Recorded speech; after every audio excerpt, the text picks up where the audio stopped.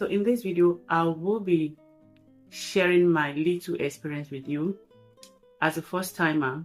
Okay, so if you've been in this Europe and you've not been invited for a white man's funeral, so there are some little things that you need to put into consideration before going for a white man's funeral.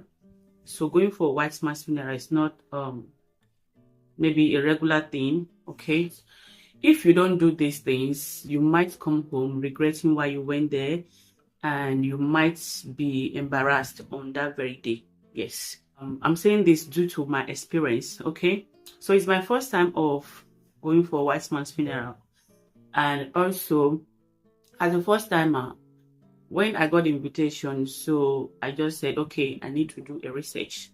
All right, so that's the importance of doing a research, which I'm so grateful to God for that I did, because the information that I got helped me, like saved me from, okay, this local embarrassment. You know, there are some embarrassment that you get. You said, God, why? Because they are just, they are not called for, you know. So that research that I did saved me from a local embarrassment. Let me just use that word. Okay, so if you have not been invited for a white man's funeral, don't just think that is your normal way of attending we Africans, our funeral. No, the white man's funeral is like opposite of what we do as an African.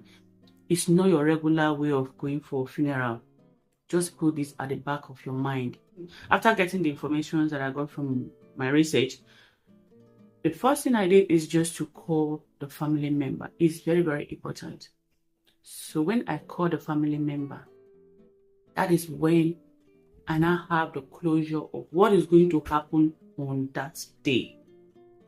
Yes, because you cannot be going for a white man's funeral. You don't know anything, what is going to happen on that day. It's not your regular way of going for funeral in back home in Africa. No, the white people, theirs are a little bit different, like 50% different. Let me use 50%. Yes, not your regular way. So when I called her and I asked the question, she said, that's a good question. Mom, which is the mom that passed on, she said, Mom wants us to do 3 things for her on that day. Okay, imagine you going there without having information of what the person who passed on wants you to do. You just went there. Okay. She said, Mom wants us to do 3 things for her on that day. Which is, if you're going there, if you're coming as a guest, you need to put on bright clothes. You're not going to be going there like putting on your normal, burial, black.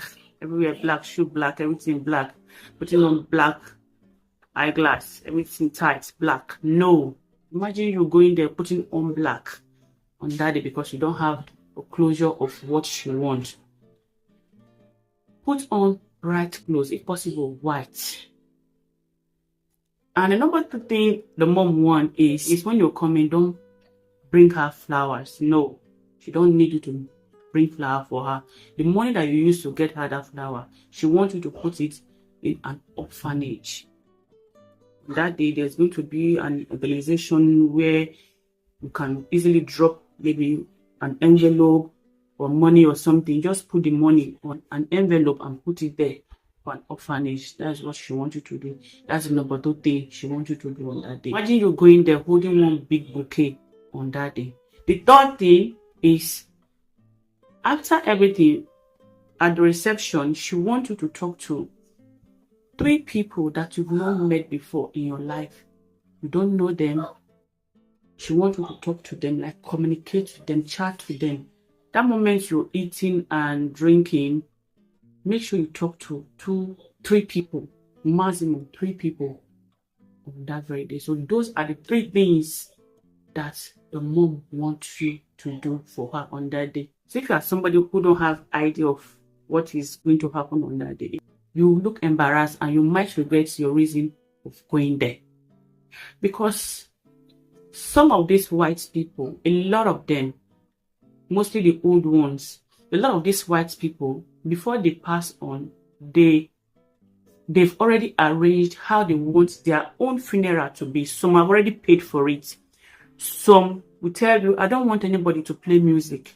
I don't want anybody to eat on that day. I don't want anybody to drink, or I don't want anybody to come smiling up and down. It's possible. It's what they want. And these family members, they want to do exactly what the person that passed on want. They love keeping to their words. So if you're going for this kind of occasion and you don't have a clue, you might go home regretting why you went there. So it's very important when you're invited for a wise man's funeral, please make sure you like ask questions from the family members. What are those things that might happen on that day? What do they want you to do? They will give you the information that you want. So this is my little experience, and I think this is something one or two people might want to pick from, and I thought it wise to share with you on this video. So if you've been invited for white man's funeral before, what are your take on it? What are your experience? What makes it different from we Africans? What are those things you saw or that draws your attention? Just leave it in the comment section, and I hope you love this video. And please don't forget to share as well. And bye guys.